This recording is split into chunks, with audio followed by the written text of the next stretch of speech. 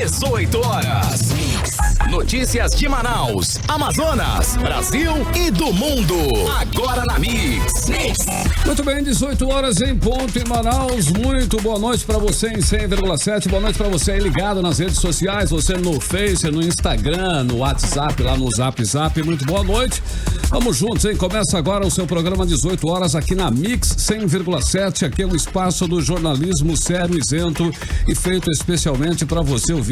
Carlos Júnior, Karime Leão e Cid Soares e uma equipe aí bacana por trás, trazendo as informações até às 7 da noite para você aqui em 100,7. Muito boa noite, Karime Leão. Karime Leão teve um final de semana bastante agitado, hein, Karime? Bombom nas redes sociais e tudo. Bronzeada. Tá bronzeada. A gente aproveita aproveita o verão amazônico. Olha a cara nós vimos, né, Cid Soares, as fotos, né? Sim, a gente tem que aproveitar os amigos, o verão amazônico, não é verdade? Muito boa noite para você que nos acompanha em 100,7. Estamos juntas até às 7 da noite com muita informação, reportagens exclusivas para você. Muito obrigada pela sua companhia. Começamos mais uma semana, segunda-feira, Cid Soares. Boa noite, Fernando Saliac, meu grande amigo. Ele é um querido. Ele mesmo. Mas falando nisso, Cid, eu queria mandar um beijo pra você, obrigada. Tem uma outra ouvinte nossa que é a Rose, a mãe do Salomão Rossi também, um grande abraço. Olha aí, grande abraço, claro. Grande Rose. Então, hoje é segunda-feira, né, cara?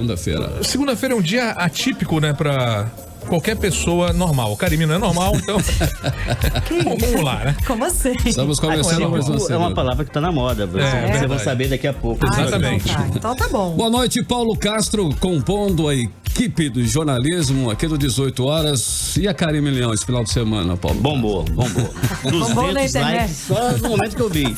Deve ter chegado a 1000, com certeza. Fácil, né? Vai sair na coluna do Cássio, né? O que bombou na internet. O que bombou na internet está lá a Karime, lá com as fotos. Uma sequência de fotos lá bacana. Grande Jorjão.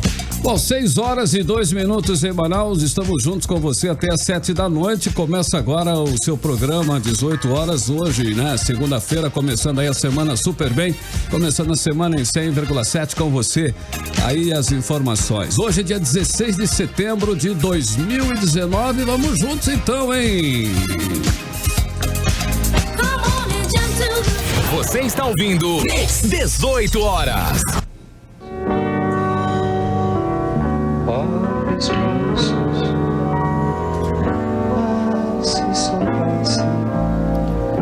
É isso aí. Nessa segunda-feira, o Google homenageou o cantor e compositor brasileiro Lupicínio Rodrigues, que faria hoje 105 anos. Essa música aí é Esses Moços, né? Um dos sucessos que foi regravado aí por várias personalidades. A gente escuta na voz de Fábio Júnior. E o Google fez hoje aquele doodle, né? Aquela ilustração do artista muito fofinha, super bonitinha. Eu achei uma graça, super curti. Lupicínio Rodrigues foi autor de dezenas de marchinhas de carnaval e sambas-canção, músicas que expressam muito sentimento, principalmente, né, a melancolia de um amor perdido. Lupicínio Rodrigues, ele foi inventor do termo dor de cotovelo, que se refere à prática de quem crava os cotovelos em um balcão ou mesa de bar, pede um drink e chora pela perda da pessoa amada. É isso aí, Sidão, constantemente abandonar. Quem nunca, né, Sidão? Quem nunca, né? Carlão. Aquele abandonado pelas mulheres. É verdade. Ele inclusive, foi um cara, né, que teve problemas, né? Ele foi várias vezes abandonado. Poucos não. Ele buscou em sua própria vida a inspiração para suas canções, onde a traição e o amor andavam ali sempre juntos, para e passo. Os poetas são assim, né, querido? Tá aí, são dezenas e dezenas de sucessos eternizados por vários artistas. Ela Disse-me Assim, Nervos de Aço, Cavando o Amargo, Aves Daninhas, enfim, são muitos sucessos interpretados, como eu disse, por vários artistas consagrados da música nacional brasileira: Gal Costa, Nelson Gonçalves, Adriana Calcanhoto, Fábio Júnior, Emílio Santiago, Gilberto Gil, Caetano Veloso, enfim, é uma infinidade aí. Só pra saber, o Lupicínio Rodrigues, ele é autor do Hino do Grêmio. Você vê? Essa poesia que quem gosta de futebol já ouviu muitas vezes quando o Grêmio foi campeão. Ele era Grêmio Roxo, né? É difícil, né, ouvir, mas tá bom. É difícil ouvir. Aí. Vamos lá. Até nós iremos. É, garoto. Lupicínio Rodrigues, hein? É longa nas cabeças. Você vê que é bem marchinha, né? Bem marchinha. Bem marchinha. Esse tarol aí. Tá bom, Eles, então, né? um gênio. Um gênio, o cara é genial mesmo. Bacana. Merece Você todas está as ouvindo homenagens. 18 horas.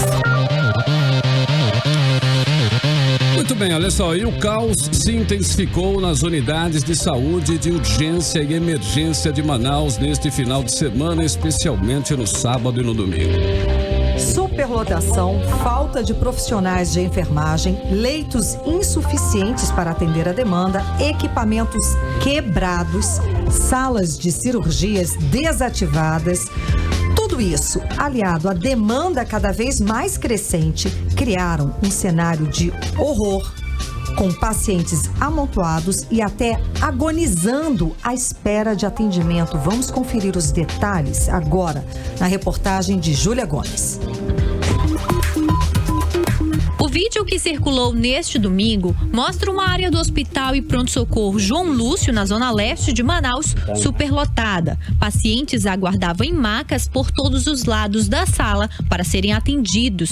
Ainda segundo profissionais da saúde que estavam de plantão e acompanhantes de pacientes, o aparelho de raio-x estava quebrado. Essa imagem que você acompanha pelo aplicativo Humano mostra diversas solicitações aguardando a vez para radiografar em outra unidade de saúde. Por meio do perfil em uma rede social, a Suzan, a Secretaria de Estado da Saúde, comentou a publicação do Sindicato dos Médicos do Amazonas, o CIMEAM, denunciando o caos no Hospital João Lúcio. E de acordo com a postagem, a situação enfrentada na unidade trata-se de uma situação atípica e temporária, que no sábado à noite houve uma situação atípica depois que o tomógrafo parou de funcionar. Os pacientes foram encaminhados para o Hospital Adriano Jorge. No domingo pela manhã, o raio-x teve problema e o aparelho foi recuperado por volta do meio-dia, afirma a nota de esclarecimento, que gerou ainda mais insatisfação e várias pessoas se manifestaram. Alguns dizendo que, abre aspas, situação atípica, essa corja de psicopatas dirigindo a saúde do nosso estado, fecha aspas. Em outro comentário, vamos ver por quanto tempo demora essa situação atípica. Ainda de acordo com o CIMEAM, o sindicato ainda recebeu denúncias relatando situação parecida no Hospital 28 de Agosto, na zona sul de Manaus. Além da falta de funcionários e de estrutura, a unidade segue sem tomografia, de acordo com a denúncia. Volto com vocês. E para quem visita um hospital desse, né, vai se deparar com imagens chocantes, apavorantes, que mostram quanto o cidadão está entregue à própria sorte. Quem sofre um acidente grave ou precisa de um atendimento de urgência é colocado em um cenário de hospital de guerra, com clima de salve-se quem puder. Meu irmão, é inadmissível que um estado que gasta mais de 2 bilhões por ano com a saúde deixe os pronto-socorros ficarem sem tomógrafo, sem raio-x. Pelo amor de Deus, onde é que isso vai parar? É lamentável, né, Cid? O que deveria ser um ambiente de conforto digno, que afinal de contas quem está, né, numa unidade de saúde, ela está debilitada, está precisando de um atendimento, tanto o paciente quanto a família desse paciente, né? E o que se encontra? É um ambiente completamente insalubre. As condições de trabalho também dos profissionais são desumanas. Muitos profissionais ali estão com 3 até 4 meses de salários atrasados. Pois é, eu te pergunto, Karime, onde estava o governador Wilson Lima neste final de semana, quando os hospitais estavam enfrentando essa situação de caos? Posso responder essa em Manaus? Estava em Manaus? Em Manaus? Não, claro que não. O governador estava em Brasília, estava participando aí de uma cerimônia de casamento da filha do deputado Átila Lins. Sim, bombom, inclusive. Também, a primeira-dama, Tainá Lima, postou vários stories da festa que rolou em Brasília. E quando era apresentador de TV, o Wilson Lima dizia que a solução da saúde era fácil. Vamos ouvir o que falava o governador na época. Dinheiro nós temos muito. O problema é que ele é mal empregado, é mal investido. O problema é que essa grana toda acaba indo para onde não deveria ir. Pois é, e para conversar com a gente sobre essa situação grave nas unidades de saúde, está em nossos estúdios a presidente do Sindicato dos Trabalhadores em Estabelecimento de Serviço de Saúde do Amazonas, Sindiprev, Graciete Mouzinho. Muito boa noite, seja bem-vinda ao programa 18 horas aqui na Mix. Boa noite, obrigado pelo convite. Então, esse quadro de caos que acabamos de reportar foi atípico ou essa situação hoje em dia é comum nos pronto-socorros? Olha, essa situação está se tornando comum dentro dos pronto-socorros aqui dentro de Manaus. Sabemos que está um caos dentro de todos os hospitais. Platão Araújo, 28 de agosto, as maternidades, né? Por falta de pagamento, de vale transporte, que esse trabalhador não tem como sair da sua casa para ir trabalhar. Está uma situação crítica.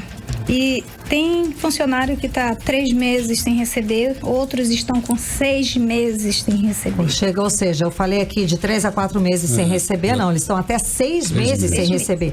E fora o equipamento, né? Remédio, equipamento básico para trabalhar. Como é que está essa situação? Falta de material, de luvas, é o que eles falam muito. Não tem luvas, não tem medicamento, devido ao trabalhador não ir trabalhar. O que está acontecendo? A subcarga de trabalho, eles ficam com 12 pacientes, 20 pacientes. Esse final de semana, tinha 2 técnicos de enfermagem que ficaram com... Tinha 60 pacientes. Okay. 2 para 60. 2 para atender 60 pacientes. A senhora já tinha assistido a uma situação como essa? Não, ainda não. Hoje, a gente fica assustado. Eu, sinceramente, eu falo para minha família que eles estão proibidos de adoecer. Porque tá difícil a gente chegar num pronto-socorro desse para ter uma assistência. Hoje a população está sofrendo muito, mas a culpa não é dos profissionais, porque eles querem trabalhar, só não tem como sair de casa para ir trabalhar. E também nós trabalhamos por amor, mas ninguém vive só de amor. Nós temos família para sustentar. Ok, presidente, nos últimos meses a Suzam reduziu em 25% os contratos na área da saúde. Houve inclusive troca de empresas que fornecem pessoal para os hospitais. Isso influenciou na qualidade do atendimento? Como estão aí as condições de trabalho hoje na rede de saúde do estado de um modo geral? Com certeza complicou, porque as empresas que foram substituídas, as que entraram continuam atrasando esses pagamentos, né? Elas chegam dentro dos hospitais, faz a reunião com o trabalhador e fala que vai atrasar de 70 dias sem pagar esse trabalhador, sem dar nenhuma assistência a ele, não dá vale transporte, não paga a refeição, ele só tem direito a uma refeição ao dia. Presidente, hoje em dia são 5 mil trabalhadores da saúde que estão nessa situação? Mais de 5 mil. Passando necessidade, sendo despejados, e muitos levam até o filho, levavam, né, para o hospital para dividir a janta com os filhos. Hoje nem isso, porque ele só tem direito a uma refeição e não pode repetir. Como é que é possível, presidente, um hospital do tamanho do 28 de agosto e do João Lúcio ficar sem raio-x e tomógrafo? Como é que isso acontece? Pois é, essa pergunta a gente tem que fazer para o governador, né? Porque como é que isso está acontecendo? Como é que essas máquinas estão com problema? Eu nunca falei nada na imprensa, em todos os momentos que eu estou em manifesto, e amanhã nós vamos estar em manifestação na frente do Ministério Público, mas eu perdi uma irmã na UPA do Campos Sales. Ela era cardíaca, ela passou mal, foi levada para lá e por falta de uma vaga na UTI, a minha irmã veio falecer, deixando 2 filhos. Quando? Um de 1 ano, está com 5 meses. Hoje eu estou falando isso aqui, mas eu nunca senti vontade de falar, até mesmo pela própria mãe de criação que eu tenho, que ela não queria mexer nisso, né? Porque foi doloroso. E as crianças? Foram 2 filhos que ela deixou? Um de 1 ano e outra de 4 anos. E ela que cuidava desses filhos. A gente ficou até aqui sem palavras. E a situação dos atendimentos com essa troca de empresas do pessoal de enfermagem, do pessoal que é especializado em UTIs, como é que ficou? Como é que está agora sendo esse serviço? Olha, as informações que a gente tem é que tem muitos enfermeiros que não têm experiência, mas a pior situação que está é com a empresa que entrou agora recente, que se chama Copean, que ela está nas maternidades. Então, os técnicos de enfermagem não querem trabalhar por ela não registrar a carteira e tirar todos os direitos desse trabalhador. Eles não têm contrato, não têm carteira assinada, não têm direito de insalubridade nem adicional noturno, e o salário eles pagam pagam o salário mínimo. Então, o que acontece? Esse trabalhador não aceita, porque já com carteira registrada já não recebe, imagine sem contrato. Então, o presidente quer dizer, então, que o Amazonas está proibido de adoecer, né? É o que tá para ver, né? Porque quando nós chegamos dentro dos hospitais, as filas são muito grandes. A gente esperando. E a gente só vê as pessoas reclamarem, né? Da situação. Tá um caos. Eu gostaria muito que isso mudasse, porque com a falta de profissional, nosso serviço é essencial. Nós somos técnico de enfermagem e enfermeiros. Mais de 5 mil lotados nos hospitais do estado do Amazonas, 80% só terceirizados. Eu queria só que a senhora esclarecesse uma coisa, para as pessoas ficarem cientes de uma coisa. O enfermeiro, o trabalho dele é um trabalho diferenciado do médico. O médico não faz o que vocês fazem, correto? Certo. Não faz. O médico vai medicar. E vocês são as pessoas que dão esse medicamento. Que administra tudo, né? Nós administramos medicamento, nós damos banho no leito, nós trocamos a fralda. Esse é o nosso trabalho. E como é que é atender 60 pessoas num clima daquele? Né? É uma assistência sem qualidade, né? Você só faz a medicação. Você quase não dá atenção porque não tem como dar atenção para tudo isso de paciente. E o risco de morte aumenta muito com essa situação extrema, né? Com certeza, né? Porque a falta da assistência pode causar isso, né? E é lamentável. Presidente, e o que é que falam para vocês profissionais que estão lá? Qual é a expectativa, qual é a perspectiva que vocês têm de uma melhora? Como seria? Porque alguma satisfação, tem alguma né? luz no final do túnel, uma satisfação, alguma coisa nesse sentido da gestão? Olha, até o momento essa luz não existe para nós, porque a gente tem feito vários protestos e não temos resposta. Eu digo assim que hoje a nossa situação piorou. Antes, quando você protestava, alguém escutava e os trabalhadores recebiam. Hoje nós fazemos protesto e esse pagamento não sai. A gente fica acompanhando o portal da transparência e não passa do que está ali. Agora, a informação que nós temos é que o governo está pagando a empresa. Mas se está pagando, está indo para algum lugar. Só não está indo para a conta do trabalhador. O trabalhador não está recebendo isso. Está faltando gestão, na sua análise? Olha, eu acredito que sim, as pessoas perderam o foco. Esqueceram da saúde, esqueceram da segurança, esqueceram da educação. A saúde não é prioridade, né? Na sua opinião, pelo que você está vendo, que você vive na saúde, não é a prioridade do governo atual, não é isso? Pelo que a gente está vendo, não. Isso não é prioridade, porque nós, profissionais, estamos doentes. É doente cuidando de doente. Tem muitos profissionais com depressão. Tem profissionais que já pensou em tirar a vida várias vezes por passar necessidade e ver seu filho chorar pedindo comida e não ter o que oferecer. Complicado. Isso é muito triste, porque nós trabalhamos, né? E o que o Ministério Público está fazendo para ajudar nessa questão? O Ministério Público chamou para uma audiência, né? O pessoal da Suzan, todos, secretário, não pôde comparecer, foi uma representante. Foi uma representante do governo. Isso. Ele não foi o secretário. Não, ele numa situação dessa extrema. Isso foi meio retrasado, certo, né? Que a gente teve. Ok. Foi um representante para falar com vocês. Foi para falar conosco lá. E o que eles falaram é que eles estavam repassando esse dinheiro para as empresas, que eles estão pagando e não sabem por que a empresa não repassa para o trabalhador. Sim, mas... Aí a pergunta que me fizeram e eu respondi na manifesto que teve na frente do 28, que se realmente a empresa estivesse recebendo, nós também estaríamos pagos, né?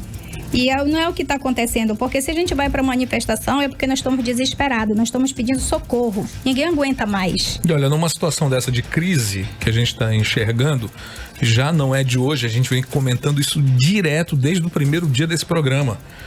Onde é que está o governador hoje? Ao invés de estar aqui em Manaus acompanhando tudo isso, fazendo frente a essa linha, conversando com as pessoas, sendo realmente o político, o gestor necessário a uma frente de governo, ele está em uma festa em Brasília.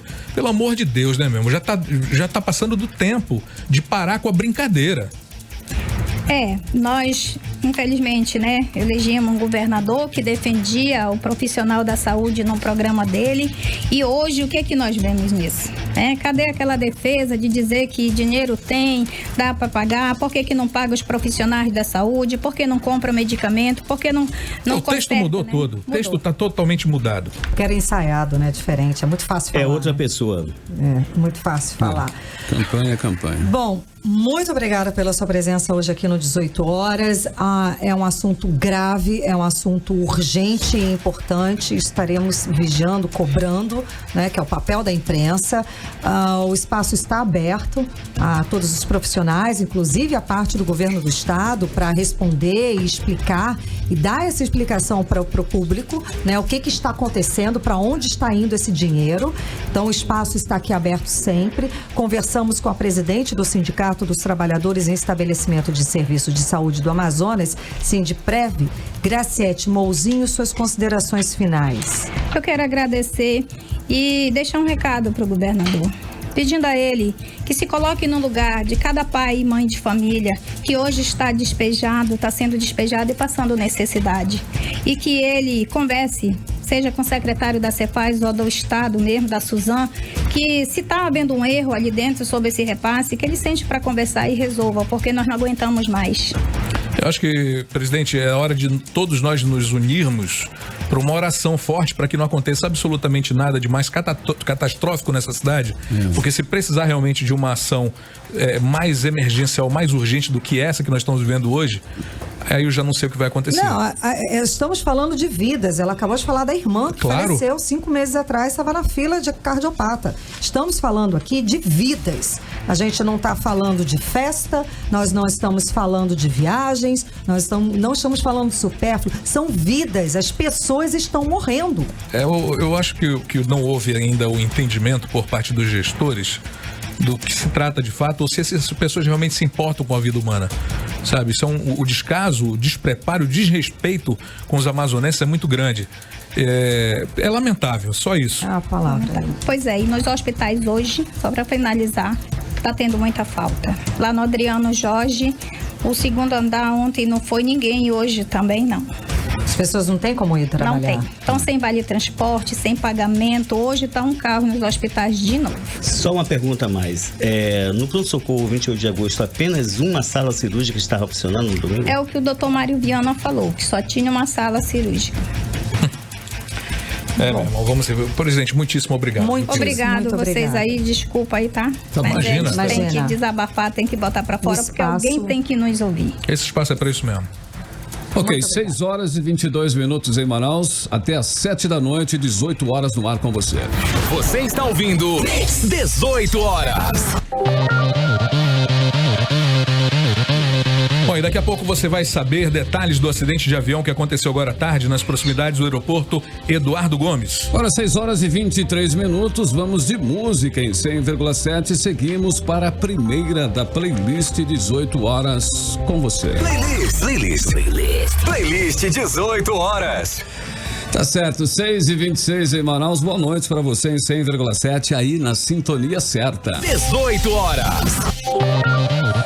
O governador Wilson Lima completou 8 meses e 15 dias e não cumpriu uma das suas principais promessas, a de fazer licitação para a administração dos presídios de Manaus, hoje sob o quase monopólio da Humanizare, gestão prisional privada limitada. A Humanizare já recebeu, só em 2019, hein, 128 milhões de reais do governo do Amazonas, via Secretaria de Administração Penitenciária, a SEAP, de acordo com números do Portal da Transparência do Estado.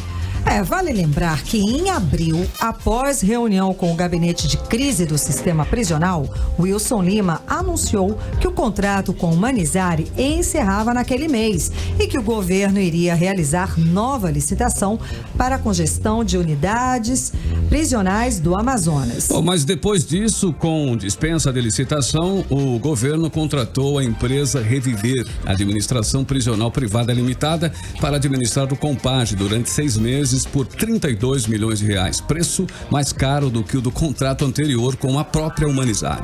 Meu irmão, dinheiro para cuidar de bandido tem muito, para saúde nada. E com esse novo contrato aí, o custo de cada preço passou, olha só, a ser R$700 mais caro.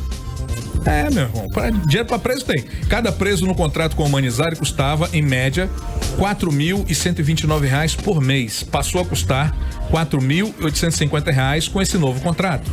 E o detalhe é que a Humanizar e as demais empresas que atuam no sistema prisional recebem seus pagamentos em dia, não atrasa não, viu?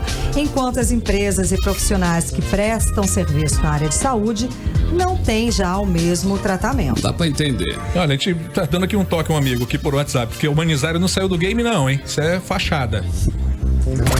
Política.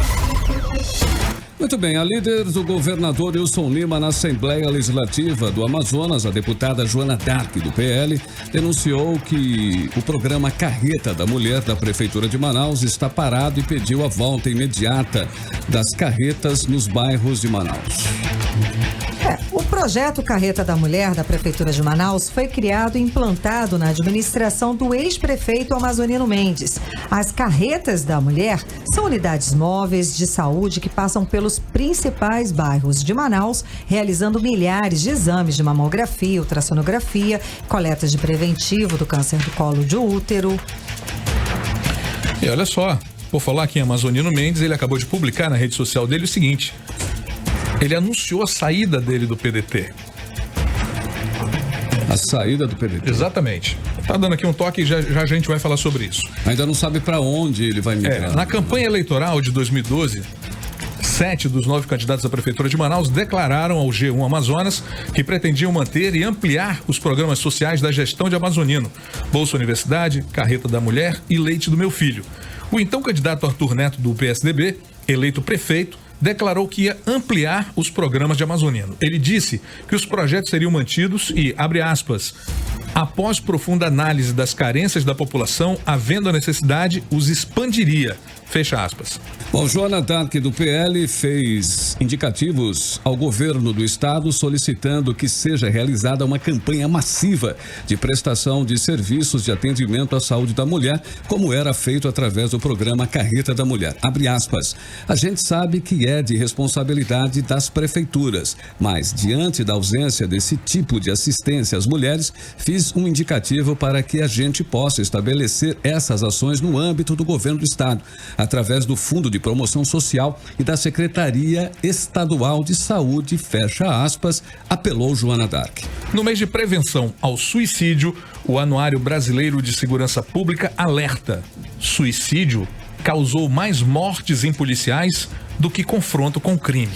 No Amazonas, mais de 600 policiais militares foram afastados em 2018 para tratamentos psicológicos e psiquiátricos, segundo a Associação de Praças. Vamos conferir os detalhes dessa reportagem agora com a Diné Araújo.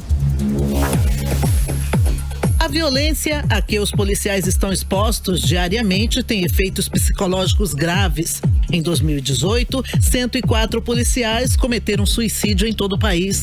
O número de policiais mortos em trabalho foi de 87 casos, segundo a 13ª edição do Anuário de Segurança.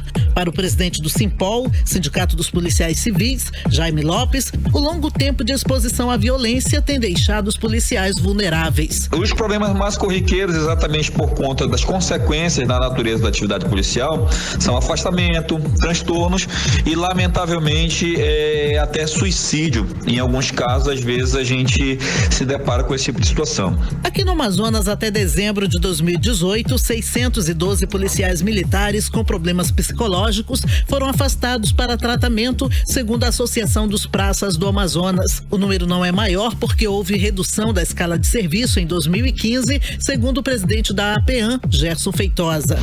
Isso derrubou o número de suicídios na instituição. Nós tínhamos uma média de quase 3 suicídios por ano, né? Hoje nós chegamos a ter 5 suicídios por ano, já em 2014, 2013. O policial, inclusive, usou a arma de serviço para tirar a própria vida, e a gente observou que com a redução da escala de serviço que ocorreu a partir de 2015, esses números de suicídios despencaram. Tanto a Polícia Militar quanto a Polícia Civil disponibilizam apoio psicológico aos seus efetivos, mas os especialistas são poucos para atender a demanda, segundo as associações. A PEAM e Simpol também contam com o departamento psicossocial para atender aos associados. Volto com vocês. 18 horas. Muito bem, 6 horas e 32 minutinhos, Mix FM 100,7, a frequência certa até às 7 da noite, 18 horas no ar. Vamos agora com mais uma música da playlist 18 horas aqui em 100,7. 6h38. Mix. Carimos, temos participação especial no 18 horas? Temos sim, uma aeronave de pequeno porte decolou, mas caiu em seguida na Avenida Santos Dumont, próximo ao aeroporto Eduardo Gomes, no início da tarde de hoje. A repórter Nathalie Moraes acompanhou toda a movimentação de socorro. Ela estava lá no local e agora conversa com a gente. Boa noite, Nathalie. Tudo bem? Eram 10 pessoas que estavam nessa aeronave, não é? Boa noite, Karime. Boa noite a todos que estão aqui no estúdio dos 18 horas. Olha, sim, Karime, 10 pessoas, 8 passageiros e 2 tripulantes estavam no avião de pequeno porte que caiu em Manaus na tarde desta segunda-feira durante a forte chuva. O avião de pequeno porte, modelo Caravan, ele era pertencente aí à empresa Tuflex. Ele decolou aqui de Manaus por volta das 12 horas e 26 minutos e caiu em uma área de mata nas proximidades do Aeroporto Internacional Eduardo Gomes. Esse monomotor, Karime, ele levava servidores do governo do estado para uma atividade no município de Maués, no interior aqui do estado do Amazonas. Era uma equipe da SEAD, salvo engano, né? Da SEAD. Na verdade, Cid Soares, eram diversos servidores públicos. Entre eles, 10 pessoas estavam dentro dessa aeronave, como eu disse anteriormente. Entre eles, todos sobreviventes, O Francisco Pereira de Souza, que era funcionário da Secretaria de Estado de Trabalho, a CETRAB, a Vana Augustino da Mota, ela que era funcionária da Secretaria, ela que é funcionária da Secretaria de Estado de Assistência Social. O curioso é que, inclusive, hoje à tarde eu entrei ao vivo de lá do local e eu relatei que uma das pessoas que estavam ali dentro da aeronave foi ela que pediu socorro. E essa pessoa foi a Vana. Ela encontrou o celular ali no momento da queda do avião. Ela acionou o corpo de bombeiros e ela, inclusive, informou a um familiar dela que ela estava dentro daquela aeronave que havia acabado de cair, mas imediatamente ela já tranquilizou os familiares também. Todos eles sintam-se abraçados pela nossa equipe aqui, que a gente torceu muito para que desse tudo certo. Graças a Deus. Graças a Deus, foi uma operação exitosa, Cid? Entre os sobreviventes ainda, além da Vana, tem o Dilson, o Marcos Kovski, ele que também é contador da Prefeitura do município de Iranduba, o Dário Teixeira Souza, que é analista de sistema, e o André Neves, que é o copiloto. Como eu disse anteriormente, esse avião ele caiu numa área de mata, de difícil acesso, o que acabou dificultando aí um pouquinho o trabalho do Corpo de Bombeiros. Pô, Nathalie, pelo estado da aeronave, é um milagre isso ter acontecido, ter todo mundo salvado, né? Com certeza, Cid Soares, eles devem agradecer a Deus, ajoelhar ali, dobrar o joelhinho hoje mesmo e agradecer a Deus, porque a situação foi feia, o local era realmente de difícil acesso. Nós conversamos com o comandante Danísio Valente, o comandante-geral do Corpo de Bombeiros, que relatou um pouquinho de como foi feito esse resgate. Eu vou pedir para o Carlão soltar aí para os nossos ouvintes. Deu trabalho porque é no meio da mata. Tivemos um pouco de dificuldade, mas a equipe, com auxílio da Polícia Militar e com o pessoal da Força Aérea, galgamos um excelente trabalho. As vítimas, elas estavam machucadas, tá? Bastante machucadas. Todas elas foram imobilizadas, contidas e entregues para o pessoal do SAMU para que eles fizessem o devido encaminhamento ao hospital. Então, Karime, por conta desse acidente, as operações de pouso e decolagem no aeroporto Eduardo Gomes, elas foram suspensas por mais de 1 hora. Elas só voltaram a funcionar normalmente por volta das 16 horas e 45 minutos. O Corpo de Bombeiros foi acionado pela vítima, para atender esse acidente por volta das 13 horas e 20 minutos e encerrou mais ou menos aí por volta das 17 horas todos os atendimentos lá no local. A Secretaria de Estado de Saúde, a Suzan, registrou a entrada de 9 vítimas nos hospitais. 28 de agosto, João Lúcio e Platão Araújo. E uma delas, inclusive, graças a Deus, felizmente já recebeu alta e uma 10ª vítima foi transferida aí para um hospital particular aqui de Manaus, Karime. Nathalie, e sobre as causas do acidente, tem alguma hipótese já? Pois é, Karime, o único órgão competente, o único órgão responsável que conversou com a imprensa foi o Corpo de Bombeiros, As equipes do Seripa, o órgão de investigação aí da Força Aérea, esteve lá no local. Eles realizaram ali todo o trabalho, de de coletar, né, aquela caixa preta que a gente sabe que é necessário aí, mas só depois de alguns dias, né? Eles deram um prazo de até 30 dias para informarem para a imprensa a real causa aí desse acidente. Ok, muito obrigada pelas informações, Nathalie Moraes. Eu que agradeço. Boa noite.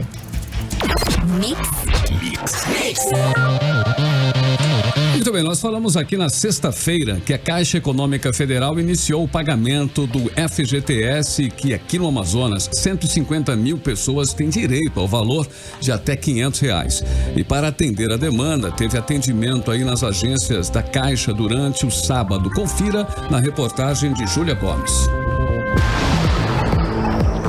O movimento foi considerado tranquilo. As agências abriram as portas de 9 da manhã às 3 da tarde. Desde a sexta-feira, quando começou o pagamento do FGTS, 60 milhões de reais já estavam na conta de 150 mil trabalhadores do Amazonas que são correntistas ou têm conta na Caixa Econômica Federal. A Caixa ainda não tem o valor total sacado pelos amazonenses até o fim de semana. 1.200.000 trabalhadores do estado têm direito a receber cerca de 410 milhões de reais até março do ano que vem. O presidente da Caixa Econômica Federal, Pedro Guimarães, esteve em Manaus para acompanhar o pagamento do FGTS e disse que ainda esta semana a Caixa irá avaliar se haverá necessidade de atendimento ao sábado nas demais datas de pagamento, devido ao pouco funcionamento no último sábado. Até esta terça-feira, o pagamento é feito para os nascidos de janeiro a abril. Para quem nasceu de maio a agosto, o pagamento inicia no dia 27 deste mês. De setembro a dezembro é a partir do dia 9 de outubro. Para quem não tem conta na Caixa, o calendário é diferente. É de acordo com a data de nascimento. Todos os saques ficarão disponíveis até o dia 31 de março de 2020. Agora, quem não quiser sacar o valor, precisa manifestar a vontade por meio de qualquer canal de atendimento da Caixa e optar por não retirar o valor, que retornará à conta do FGTS. Volto com vocês. Mix. E a obra de mais de 3 milhões de reais para a construção de passarela na Assembleia Legislativa do Amazonas anda a passos lentos. Vamos saber mais detalhes sobre a conclusão da obra na reportagem de Azaf Augusto e narração de Rodrigo Soares. A Assembleia Legislativa do Amazonas, ainda na administração do ex-deputado Davi Almeida, pagou mais de 3 milhões de reais para a empresa Sofios Construções Limitada construir uma passarela no estacionamento da casa e a cobertura da garagem dos deputados. O problema é que a obra está atrasada, já que ela iniciou em outubro de 2018 e deveria ser entregue no dia 22 de fevereiro deste ano. O atual presidente da Assembleia, deputado Josué Neto, ainda chegou a esticar o prazo de entrega para o mês de junho, mas a obra continua atrasada. Se não for entregue até o final de setembro, a obra, que deveria durar apenas 4 meses, vai completar 1 ano sem ter sido concluída. A Assembleia Legislativa ainda não respondeu qual a previsão de entrega da passarela. Volto com vocês. Muito bem, nesta quinta-feira, dia 19, o Santuário de São José Operário, na Praça 14, comemora 20 anos de sua tradicional novena, que acontece todo dia 19 de cada mês. A expectativa dos organizadores é pela presença de um público superior a 40 mil fiéis. Serão 5 horários de novenas, iniciando às 6 da manhã, 9, meio-dia, 4 da tarde e às 7 da noite. As novenas de 6 da tarde e de 7 da noite vão ser ministradas pelo padre Sérgio Lúcio Alho da Costa, um dos fundadores da novena de São José. Foi montado um esquema para receber um público recorde esse ano. Muito bem, agora às 6 horas e 46 minutos, hora de humor. Vamos de Talk Show com Rogério Morgado. 6 horas e 47 minutinhos em Manaus. Cid Soares, vamos primeiro de playlist em 100,7? É com você, meu irmão. Vamos embora. Primeiro de playlist, porque o Rogério Morgado ainda está se preparando. Agora 6 horas e 47 minutinhos. Vamos de playlist aqui em 100,7. Mais uma que você confere aqui no seu programa 18 horas. Playlist 18 horas. Você está ouvindo 18 horas. A Força Tarefa do Consumidor ajuizou nesta segunda-feira pedido de indenização por danos morais coletivos contra a concessionária Amazonas Energia por causa do apagão elétrico que atingiu as cidades de Iranduba e Manacapuru na segunda quinzena de julho.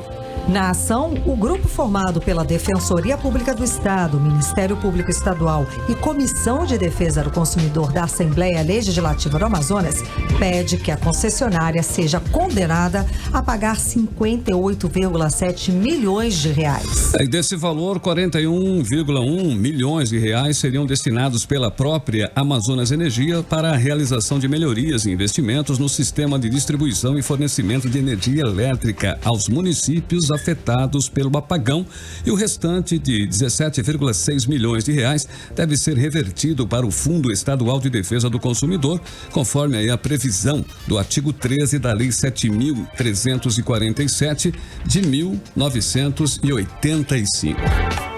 Muito bem, agora 6 horas e 52 minutos em Manaus. Vamos agora sim com Rogério Morgado e o Talk Show. É agora? Bora lá então. Agora na Mix, Talk Show com Rogério Morgado. O meu programa de entrevista, tá ok?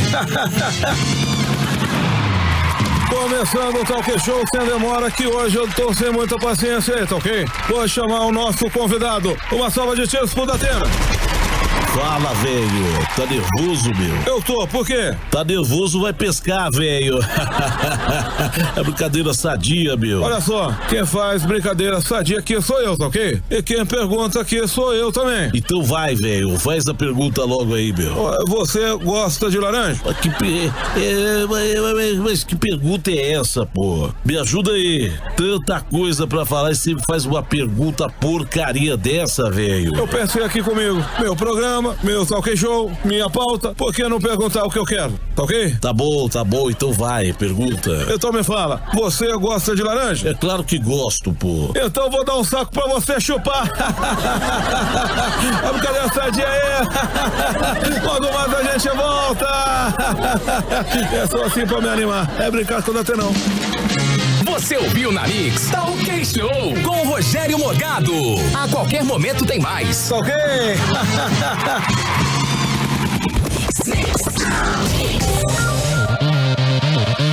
Muito bem, a partir de agora, produtores de eventos de Manaus vão ser obrigados, por lei, a compensar a emissão de gases de efeito estufa gerada pelos eventos. Também vão ter que limpar toda a área externa das casas de shows. Leis com essas determinações foram publicadas no Diário Oficial do município de segunda-feira.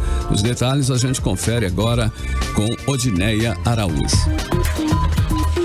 Pelas duas leis, sancionadas pelo prefeito Arthur Neto, os promotores de eventos realizados em área de domínio público do município ficam obrigados a fazer plantio de mudas de árvores e destinar os recicláveis usados no evento a cooperativas ou entidades que fazem reciclagem. Também vão ter que limpar a área externa das casas noturnas de Manaus. Estão incluídos eventos com circulação de público superior a 2.000 pessoas, como shows, competições esportivas, desfiles, exposições e feiras. O promotor de eventos, Nilo Diogo, comentou as leis.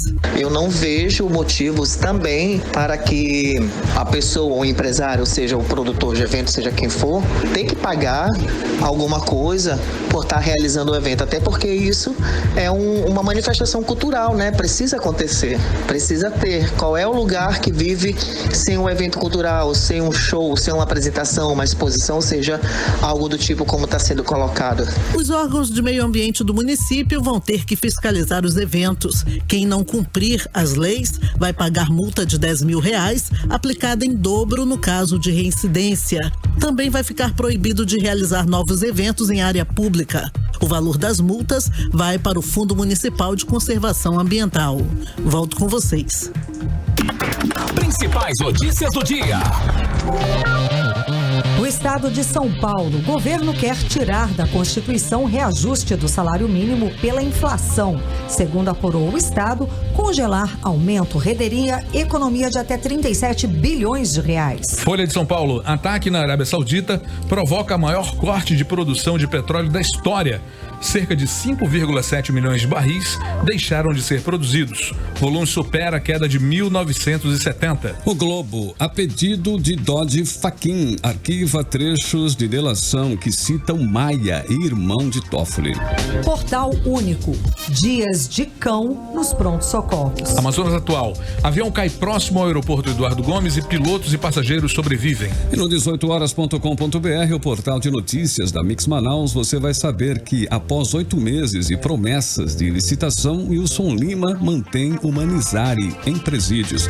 A empresa já recebeu este ano do governo do Amazonas 128 milhões de reais, de acordo com os números da Secretaria de Administração Penitenciária SEAP, no portal da Transparência do Estado.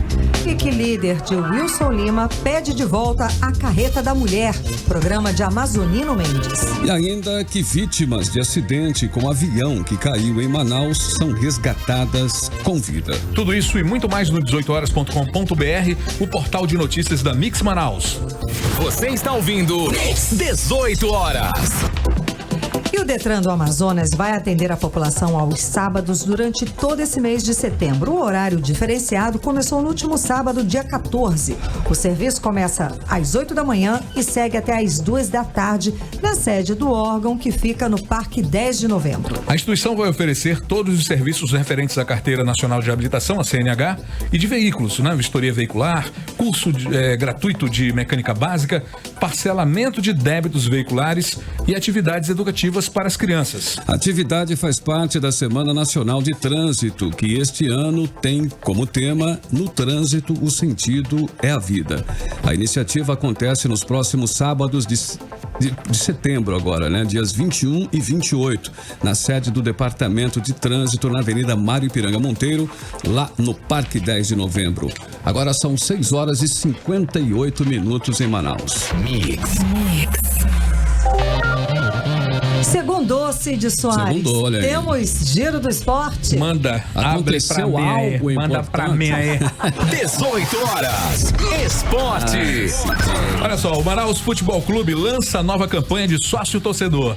Com acesso à Série C do Campeonato Brasileiro em 2020 e com o novo presidente, Luiz Mitoso, empossado para dirigir o clube no biênio 2020-21, o Manaus Futebol Clube lançou a nova campanha de sócio-torcedor para a temporada de 2020. O novo programa do clube tem 3 planos: o Gavião de Prata a R$19,90, o Gavião de Ouro a R$39,90 e o Gavião Real a R$79,90. Quem quiser se associar, basta acessar o site oficial do programa, eusoumanaus.com.br.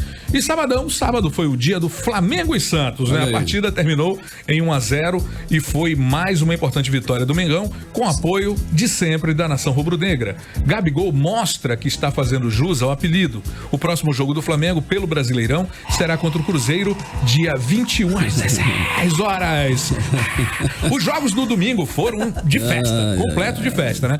O goleiro Cássio começou levando um frangão daqueles, né, amigo? O chute do Ganso. Levou um frango do Ganso. Ou seja, isso vira piada feia.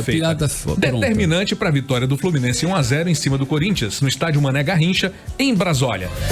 No dia em que comemora 116 anos, o Grêmio domina o Goiás em uma vitória espetacular por 3-0 e sobe para o 8º lugar. O Verdão se aproximando aí do Z4.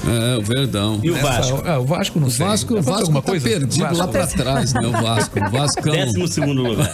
Ai, meu Deus. O Cruzeiro terminou o primeiro turno do Campeonato Brasileiro na zona de rebaixamento, com a derrota diante do Palmeiras nesse sábado também e a vitória do Fluminense sobre o Corinthians nesse domingo. Ambas por 1-0 fizeram a Raposa cair para a 17ª posição. E assim encerramos o Giro do Esporte. Boa. Realmente foi um final de semana bastante movimentado. Claro. 7 horas em ponto, seguimos para o Editorial 18 horas. Editorial 18 horas. Bom, informamos hoje de novo e mais uma vez sobre a crise que se abate sobre o sistema de saúde do Amazonas. Estamos chegando ao final do 9º mês da administração do governador Wilson Lima e a situação da saúde parece só piorar, apesar de todas as promessas de que o setor seria prioridade no governo dele.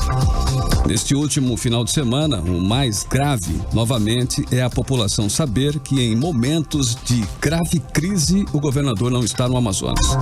A presença de um governador é de extrema importância em momentos de crise em qualquer setor. E estão virando memes na internet, inclusive as ausências de Wilson Lima nestes momentos. Todo governador pode e deve fazer viagens a trabalho, mas é preciso que estas viagens tragam resultados práticos para o Estado. Não é só isso que a população está vendo, hein? Boa noite, pessoal. 7-1. Uma ótima noite para você. Muito obrigada pela sua companhia. Amanhã estamos de volta a partir das 6 da tarde. Uma ótima noite para você. Obrigado pela sua companhia. Estaremos de volta amanhã a partir das 6 da tarde. Continue bem, continue em 100, É o eco. Cid tá colado, né? Colei nela. Amanhã a gente volta então, pessoal. Valeu, continue na Mix. Daqui a pouquinho tem um mix todo. Você ouviu 18 horas. As notícias do Brasil e do mundo. De volta amanhã.